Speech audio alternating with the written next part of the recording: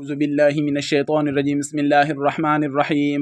قال ألم أقل لك إنك لن تستطيع معي صبرا. قال إن سألتك عن شيء بعدها فلا تصاحبني قد بلغت من لدني عذرا. فانطلقا حتى إذا أتيا أهل قرية استطعما أهلها فأبوا أن يضيفوهما فوجدا فيها جدارا يريد أن ينقض فأقامه. قال لو شئت لاتخذت عليه أجرا. قال هذا فراق بيني وبينك، سأنبئك بتأويل ما لم تستطع عليه صبرا. أما السفينة فكانت لمساكين يعملون في البحر فأردت أن أعيبها وكان وراءهم ملك يأخذ كل سفينة غصبا. وأما الغلام فكان أبواه مؤمنين فخشينا أن يرهقهما طغيانا وكفرا، فأردنا أن يبدلهما ربهما خيرا منه زكاة وأقرب رحما. وأما الجدار فكان لغلامين يتيمين في المدينة وكان تحته كنز لهما وكان أبوهما صالحا، فأراد ربك أن يبلغا أشدهما ويستخرجا كنزهما رحمة من ربك وما فعلته عن أمري، ذلك تأويل ما لم تستطع عليه صبرا.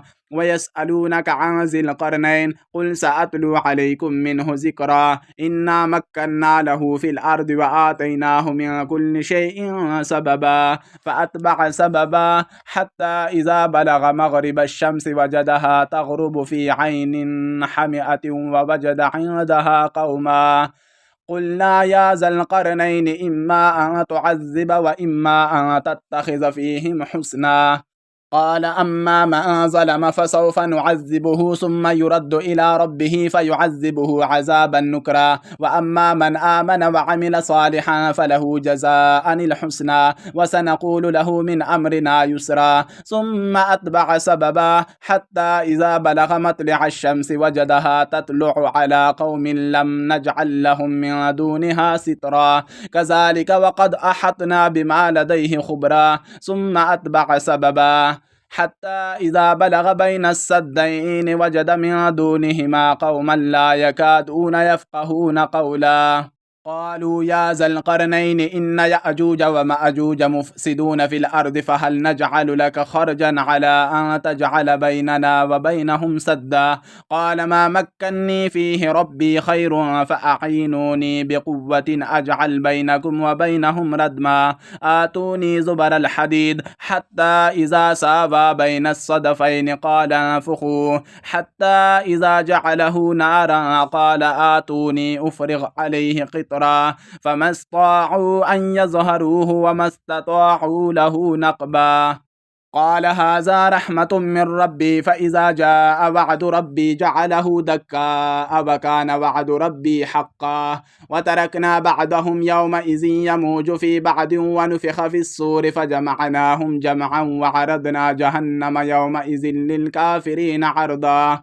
الذين كانت أعينهم في غطاء عن ذكري وكانوا لا يستطيعون سمعا. أفحسب الذين كفروا أن يتخذوا عبادي من دوني أولياء إنا أعتدنا جهنم للكافرين نزلا. قل هل ننبئكم بالأخسرين أعمالا الذين ضل سعيهم في الحياة الدنيا وهم يحسبون أنهم يحسنون صنعا. أولئك الذين كفروا بآيات ربهم ولقائه فحبطت أعمالهم فلا نقيم لهم يوم القيامة وزنا. ذلك جزاؤهم جهنم بما كفروا واتخذوا آياتي ورسلي هزوا. إن الذين آمنوا وعملوا الصالحات كانت لهم جنات الفردوس نزلا خالدين فيها لا يبغون عنها حولا.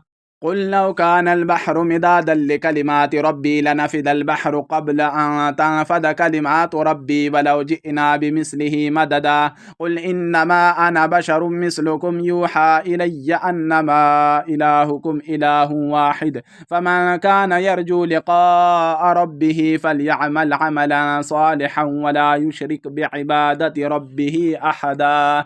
سورة مريم مكية. بسم الله الرحمن الرحيم.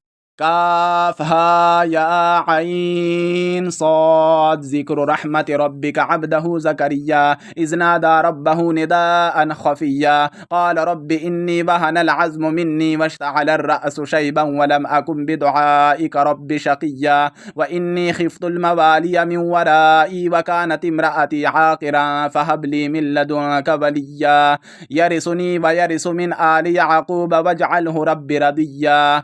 يا زكريا إنا نبشرك بغلام اسمه يحيى لم نجعل له من قبل سميا قال رب أنى يكون لي غلام وكانت امرأتي عاقرا وقد بلغت من الكبر عتيا قال كذلك قال ربك هو علي هين وقد خلقتك من قبل ولم تك شيئا قال رب اجعل لي آية قال آيتك ألا تكلم الناس 3 ليال سويا فخرج على قومه من المحراب فأوحى إليهم أن سبحوا بكرة وعشيا يا يحيى خذ الكتاب بقوة وآتيناه الحكم صبيا وحنانا من لدنا وزكاه وكان تقيا وبرا بوالديه ولم يكن جبارا عصيا وسلام عليه يوم ولد ويوم يموت ويوم يبعث حيا واذكر في الكتاب مريم إذ انتبذت من أهلها مكانا شرقيا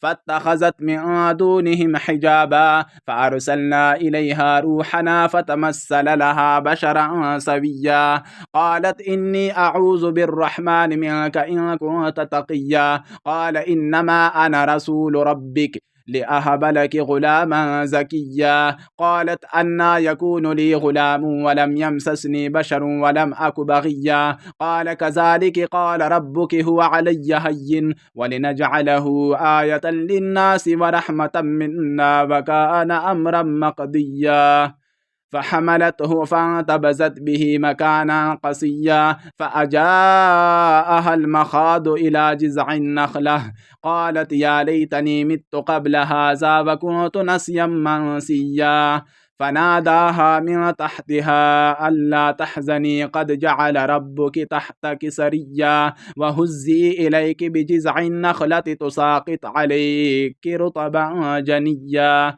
فكلي واشربي وقري عينا فإما ترين من البشر أحدا فقولي إني نذرت للرحمن صوما فلن أكلم اليوم إنسيا فأتت به قومها تحمله قالوا يا مريم لقد جئت شيئا فريا يا أخت هارون ما كان أبوك امرأ سوء وما كانت أمك بغيا فأشارت إليه قالوا كيف نكلم من كان في المهد صبيا قال إني عبد الله آتاني الكتاب وجعلني نبيا وجعلني مباركا أينما كنت وأوصاني بالصلاة والزكاة ما دمت حيا وبرا بوالدتي ولم يجعلني جبارا شقيا والسلام علي يوم ولدت ويوم أموت ويوم أبعث حيا ذلك عيسى بن مريم قول الحق الذي فيه يمترون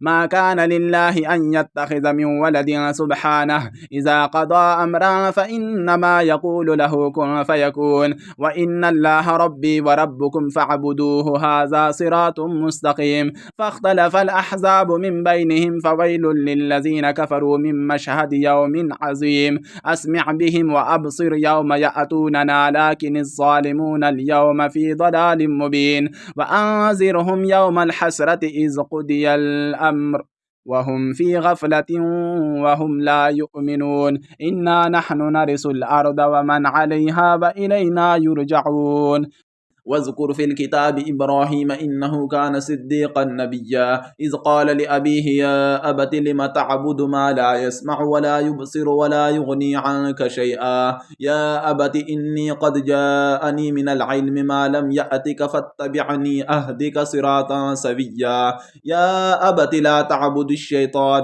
إن الشيطان كان للرحمن عصيا يا أبت إني أخاف أن يمسك عذاب من الرحمن فتكون للشيطان وليا قال أراغب أنت عن آلهتي يا إبراهيم لئن لم تنته لأرجمنك وهجرني مليا قال سلام عليك سأستغفر لك ربي إنه كان بي حفيا وأعتزلكم وما تدعون من دون الله وأدعو ربي عسى ألا أكون بدعاء ربي شقيا فلما اعتزلهم وما يعبدون من دون الله وهبنا له إسحاق ويعقوب وكلا جعلنا نبيا ووهبنا لهم من رحمتنا وجعلنا لهم لسان صدق عليا واذكر في الكتاب موسى إنه كان مخلصا وكان رسولا نبيا وناديناه من جانب الطور الأيمن وقربناه نجيا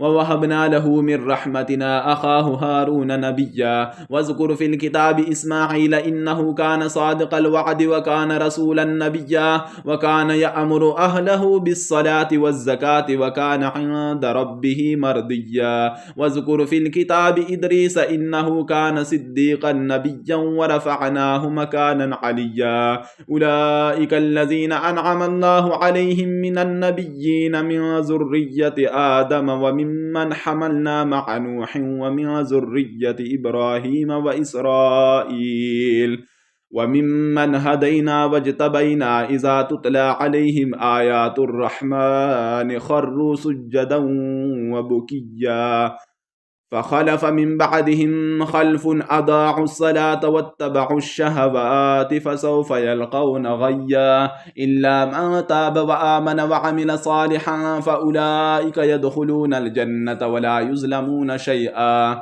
جنات عدن التي وعد الرحمن عباده بالغيب إنه كان وعده مأتيا لا يسمعون فيها لغوا إلا سلاما ولهم رزقهم فيها بكرة وعشيا تلك الجنة التي نورث من عبادنا من كان تقيا وما نتنزل إلا بأمر ربك له ما بين أيدينا وما خلفنا وما بين ذلك وما كان ربك نسيا رب السماوات والأرض وما بينهما فاعبده واصطبر لعبادته هل تعلم له سميا ويقول الإنسان أإذا ما مت لسوف أخرج حيا أولا يذكر الإنسان أنا خلقناه من قبل ولم يك شيئا فوربك لنحشرنهم والشياطين ثم لنحضرنهم حول جهنم جثيا ثم لننزعن من كل شيعة أيهم أشد على الرحمن عتيا ثم لنحن أعلم بالذين هم أولى بها سليا وإن منكم إلا واردها كان على ربك حتما مقضيا ثم ننجي الذين اتقوا ونذر الظالمين فيها جثيا وإذا تتلى عليهم آياتنا بينات قال الذين كفروا للذين آمنوا أي الفريقين خير مقاما وأحسن نديا وكم أهلكنا قبلهم من قرن هم أحسن أساسا ورئيا قل من كان في الضلالة فليمدد له الرحمن مدا حتى إذا رأوا ما يوعدون إما العذاب وإما الساعة فسيعلمون من هو شر مكانا وأضعف جندا ويزيد الله الذين اهتدوا هدى والباقيات الصالحات خير عند ربك ثوابا وخير مردا أفرأيت الذي كفر بآياتنا وقال لأوتين مالا وولدا أطلع الغيب أم اتخذ عند الرحمن عهدا كلا سنكتب ما يقول ونمد له من العذاب مدا ونرثه ما يقول ويأتينا فردا واتخذوا من دون الله آلهة ليكونوا لهم عزا كلا سيكفرون بعبادتهم ويكونون عليهم ضدا ألم تر أنا أرسلنا الشياطين على الكافرين تؤزهم أزا فلا تعجل عليهم إنما نعد لهم عدا يوم نحشر المتقين إلى الرحمن وفدا ونسوق المجرمين إلى جهنم وردا لا يملكون الشفاعة إلا من اتخذ عند الرحمن عهدا وقالوا اتخذ الرحمن ولدا لقد جئتم شيئا إدا تكاد السماوات يتفطرن منه وتنشق الأرض وتخر الجبال هدا أن دعوا للرحمن ولدا وما ينبغي للرحمن أن يتخذ ولدا إن كل من في السماوات والأرض إلا آتي الرحمن عبدا لقد أحصاهم وعدهم عدا وكلهم آتيه يوم القيامة فردا إن الذين آمنوا وعملوا الصالحات سيجعل لهم الرحمن ودا فإنما يسرناه بلسانك لتبشر به المتقين وتنذر به قوما لدا وكم أهلكنا قبلهم من قرن هل تحس منهم من أحد أو تسمع لهم ركزا صدق الله العظيم. أعوذ بالله من الشيطان الرجيم. بسم الله الرحمن الرحيم. طه ما أنزلنا عليك القرآن لتشقى إلا تذكرة لمن يخشى تنزيلا ممن خلق الأرض والسماوات العلى الرحمن على العرش استوى له ما في السماوات وما في الأرض وما بينهما وما تحت الثرى وإن تجهر بالقول فإنه يعلم السر وأخفى الله لا إله إلا هو له الأسماء الحسنى. وهل أتاك حديث موسى إذ رأى نارا فقال لأهلهم كثوا إني آنست نارا لعلي آتيكم منها بقبس أو أجد على النار هدى فلما أتاها نودي يا موسى إني أنا ربك فاخلع عليك إنك بالوادي المقدس طوى وأنا اخترتك فاستمع لما يوحى إنني أنا الله لا إله إلا أنا فاعبدني وأقم الصلاة لذكري إن الساعة آتية أكاد أخفيها لتجزى كل نفس بما تسعى فلا يصدنك عنها من لا يؤمن بها واتبع هواه فتردى وما تلك بيمينك يا موسى قال هي عصاي أتوكأ عليها وأهش بها على غنمي ولي فيها مآرب أخرى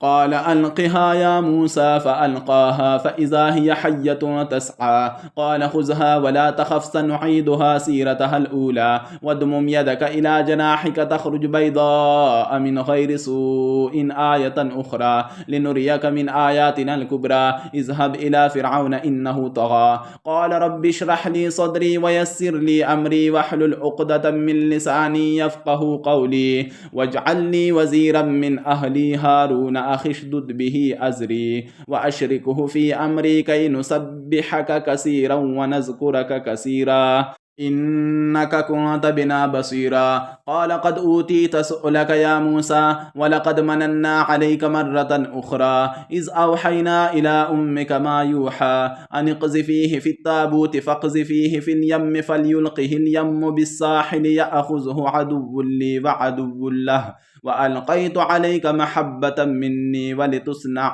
على عيني إذ تمشي أختك فتقول هل أدلكم على من يكفله فرجعناك إلى أمك كي تقر عينها ولا تحزن وقتلت نفسا فنجيناك من الغم وفتناك فتونا فلبست سنين في أهل مدين ثم جئت على قدري يا موسى واصطنعتك لنفسي اذهب أنت وأخوك بآياتي ولا تنيا في ذكري اذهبا إلى فرعون إنه طغى فقولا له قولا لينا لعله يتذكر أو يخشى قال ربنا إننا نخاف أن يفرط علينا أو أن يطغى قال لا تخافا إنني معكما أسمع وأرى فأتياه فقولا إنا رسولا ربك فأرسل معنا بني إسرائيل ولا تعذبهم قد جئناك بآية من ربك والسلام على من اتبع الهدى إنا قد أوحي إلينا أن العذاب على من كذب وتولى. قال فمن ربكما يا موسى؟ قال ربنا الذي أعطى كل شيء خلقه ثم هدى. قال فما بال القرون الأولى؟ قال علمها عند ربي في كتاب لا يدل ربي ولا ينسى الذي جعل لكم الأرض مهدا وسلك لكم فيها سبلا وأنزل من السماء ماء فأخرجنا به أزواجا من نبات شتى كلوا وارعوا أنعامكم إن في ذلك لآيات لأولي النهى منها خلقناكم وفيها نعيدكم ومنها نخرجكم تارة أخرى ولقد أريناه آياتنا كلها فكذب وأبى. قال أجئتنا لتخرجنا من أرضنا بسحرك يا موسى؟ فلنأتينك بسحر مثله فاجعل بيننا وبينك موعدا لا نخلفه نحن ولا أنت مكانا سوى. قال موعدكم يوم الزينة وأن يحشر الناس ضحى. فتولى فرعون فجمع كيده ثم أتى. قال لهم موسى ويلكم لا تفتروا على الله كذبا فيسحتكم بعذاب وقد خاب من افترى. فتنازعوا أمرهم بينهم وأسروا النجوى. قالوا إن هذان لساحران يريدان أن يخرجاكم من أرضكم بسحرهما ويذهبا بطريقتكم المثلى فأجمعوا كيدكم ثم أتوا صفا وقد أفلح اليوم من استعلى. قالوا يا موسى إما أن تلقي وإما أن نكون أول من ألقى. قال بل ألقوا فإذا حبالهم وعصيهم يخيل إليه من سحرهم أنها تسعى. فأوجس في نفسه خيفة موسى. قلنا لا تخف إنك أنت الأعلى وألق ما في يمينك تلقف ما صنعوا إنما صنعوا كيد ساحر ولا يفلح الساحر حيث أتى. فألقي السحرة سجدا قالوا آمنا برب هارون وموسى. قال آمنتم له قبل أن آذن لكم إنه لكبيركم الذي علمكم السحر فلأقطعن أيديكم وأرجلكم من خلاف ولأصلبنكم في جذوع النخل ولتعلمن أينا أشد عذابا وأبقى. قالوا لن نؤثرك على ما جاءنا من البينات والذي فطرنا فاقض ما أنت قاض إنما تقضي هذه الحياة الدنيا إنا آمنا بربنا ليغفر لنا خطايانا وما أكرهتنا عليه من السحر والله خير وأبقى. إنه من يأت ربه مجرما فإن له جهنم لا يموت فيها ولا يحيا ومن يأته مؤمنا قد عمل الصالحات فأولئك لهم الدرجات العلا جنات عدن تجري من تحتها الأنهار خالدين فيها وذلك جزاء من تزكى. صدق الله العظيم. ولقد أوحينا إلى موسى أن أسر بعبادي فاضرب لهم طريقا في البحر يبسا لا تخاف دركا ولا تخشى. فأتبعهم فرعون بجنوده فغشيهم من اليم ما غشيهم وأضل فرعون قومه وما هدى. يا بني إسرائيل قد أنجيناكم من عدوكم وواعدناكم جانب الطور الأيمن ونزلنا عليكم المن والسلوى. كلوا من طيبات ما رزقناكم ولا تطغوا فيه فيحل عليكم غضبي ومن يحلل عليه غضبي فقد هوى. وإني لغفار لمن تاب وآمن وعمل صالحا ثم اهتدى. وما أعجلك عن قومك يا موسى؟ قال هم أولئك على أثري وعجلت إليك ربي لترضى. قال فإنا قد فتنا قومك من بعدك وأضلهم السامري. فرجع موسى إلى قومه غضبان أسفا. قال يا قوم ألم يعدكم ربكم وعدا حسنا أفطال عليكم العهد أم أردتم أن يحل عليكم غضب من ربكم فأخلفتم موعدي؟ قالوا ما أخلفنا موعدك بملكنا ولكننا حملنا أوزارا من زينة القوم فقذفناها فكذلك ألقى السامري. فأخرج لهم عجلا جسدا له خوار فقالوا هذا إلهكم وإله موسى فنسي. أفلا يرون ألا يرجع إليهم قولا ولا يملك لهم ضرا ولا نفعا. ولقد قال لهم هارون من قبل يا قوم إنما فتنتم به وإن ربكم الرحمن فاتبعوني وأطيعوا أمري. قالوا لن نبرح عليه عاكفين حتى يرجع إلينا موسى. قال يا هارون ما منعك إذ رأيتهم ضلوا ألا تتبعني أفعصيت أمري؟ قال يا ابن أم لا تأخذ بلحيتي ولا برأسي إني خشيت أن تقول فرقت بين بني إسرائيل ولم ترقب قولي. قال فما خطبك يا سامري؟ قال بصرت بما لم يبصروا به فقبضت قبضة من أثر الرسول فنبذتها وكذلك سولت لي نفسي. قال فاذهب فإن لك في الحياة أن تقول لا مساس وإن لك موعدا لا تخلفه وانظر إلى إلهك الذي ظلت عليه عاكفا لنحرقنه ثم لننسفنه في اليم نسفا إنما إلهكم الله الذي لا إله إلا هو وسع كل شيء علما.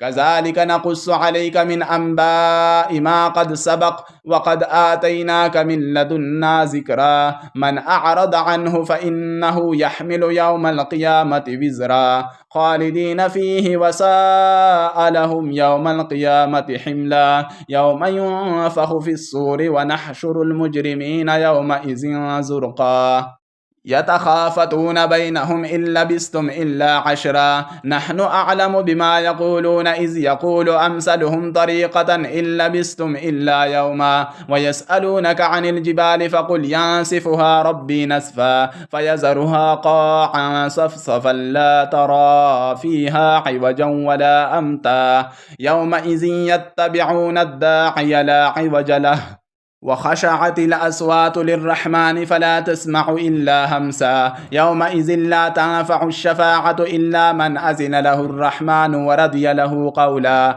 يعلم ما بين أيديهم وما خلفهم ولا يحيطون به علما وعنت الوجوه للحي القيوم وقد خاب من حمل ظلما ومن يعمل من الصالحات وهو مؤمن فلا يخاف ظلما ولا هدما وكذلك أنزلناه قرآنا عربيا وصرفنا فيه من الوعيد لعلهم يتقون أو يحدث لهم ذكرا. فتعالى الله الملك الحق ولا تعجل بالقرآن من قبل أن يقضى إليك وحيه وقل رب زدني علما. ولقد عهدنا إلى آدم من قبل فنسي ولم نجد له عزما. وإذ قلنا للملائكة اسجدوا لآدم فسجدوا إلا إبليس أبى فقلنا يا آدم إن هذا عدو لك ولزوجك فلا يخرجنكما من الجنة فتشقى إن لك ألا تجوع فيها ولا تعرى وأنك لا تظمأ فيها ولا تضحى فوسوس إليه الشيطان قال يا آدم هل أدلك على شجرة الخلد وملك لا يبلى فأكلا منها فبدت لهما سوآتهما وطفقا يخصفان عليهما من ورق الجنة وعصى آدم ربه فغوى ثم اجتباه ربه فتاب عليه وهدى قال اهبطا منها جميعا بعضكم لبعض عدو فإما يأتينكم مني هدى فمن اتبع هداي فلا يضل ولا يشقى ومن أعرض عن ذكري فإن له معيشة ضنكا ونحشره يوم القيامة أعمى قال رب لم حشرتني أعمى وقد كنت بصيرا قال كذلك أتتك آياتنا فنسيتها وكذلك اليوم تنسى وكذلك نجزي من أسرف ولم يؤمن بآيات ربه ولعذاب الآخرة أشد وأبقى أفلم يهد لهم كم أهلكنا قبلهم من القرون يمشون في مساكنهم إن في ذلك لآيات لأولي النهى ولولا كلمة سبقت من ربك لكان لزاما وأجل مسمى فاصبر على ما يقولون وسبح بحمد ربك قبل طلوع الشمس وقبل غروبها ومن آناء الليل فسبح وأطراف النهار لعلك ترضى ولا تمدن عينيك إلى ما متعنا به أزواجا منهم زهرة الحياة الدنيا لنفتنهم فيه ورزق ربك خير وأبقى وأمر أهلك بالصلاة واصطبر عليها لا نسألك رزقا نحن نرزقك والعاقبة للتقوى وقالوا لولا يأتينا بآية من ربه أولم تأتهم بينة ما في الصحف الأولى ولو أنا أهلكناهم بعذاب من قبله لقالوا ربنا لولا أرسلت إلينا رسولا فنتبع آياتك من قبل أن نزل ونخزى قل كل متربص فتربصوا فستعلمون من أصحاب الصراط السوي ومن اهتدى صدق الله العظيم.